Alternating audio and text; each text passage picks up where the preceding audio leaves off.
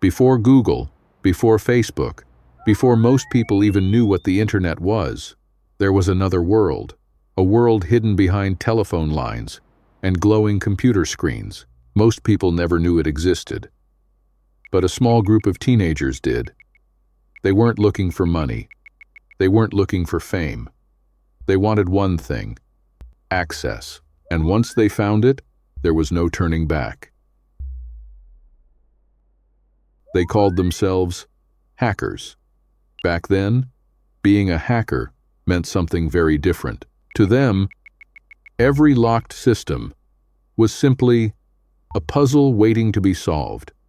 And the best hackers began finding each other, not on social media, but through phone lines and something called bulletin board systems, or simply BBS. That's where the smartest hackers met. And among all of them, one name stood above the rest.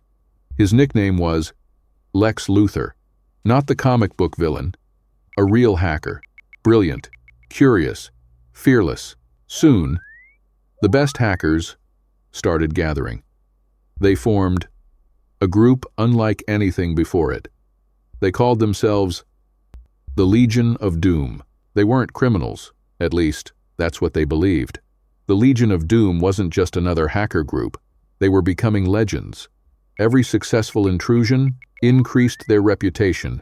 They explored systems, universities, research laboratories, telecommunications companies. Sometimes they entered systems just to prove they could. No stolen money, no ransomware, no viruses. They wanted knowledge, freedom, curiosity. But the more famous they became, the more people started watching. Hundreds of miles away, another group was rising.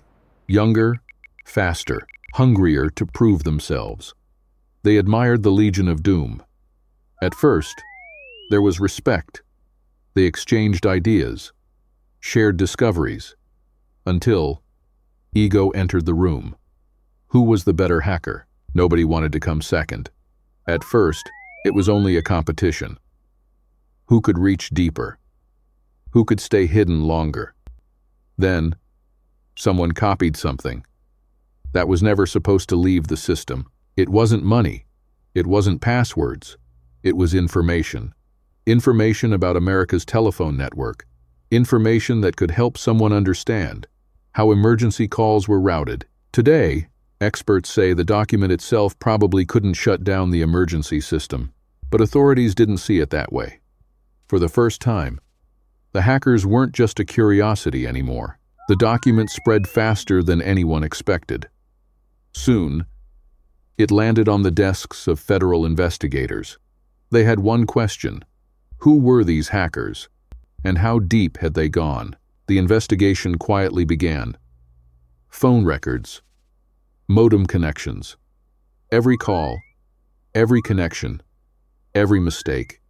The hackers thought they were invisible. They weren't. Someone was getting closer.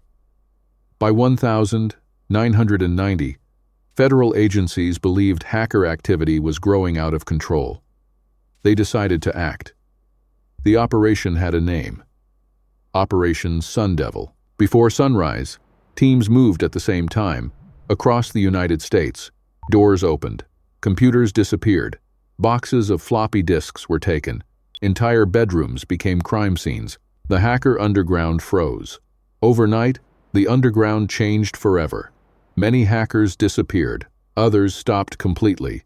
Fear had entered the community, but something unexpected happened. The hackers didn't disappear. They evolved. The Great Hacker War was over. But cybersecurity had changed forever. Companies invested billions. Governments built cyber defense teams. The internet kept growing. And so did the hackers. Today, every cybersecurity expert still studies the lessons from those early years. Because every cyber war we see today started with a few curious teenagers, a telephone line, and one simple question: what happens if I can get inside? Every forgotten file, every hidden network, every untold story is waiting to be uncovered. Subscribe to Stikrito, because the next mystery is already waiting.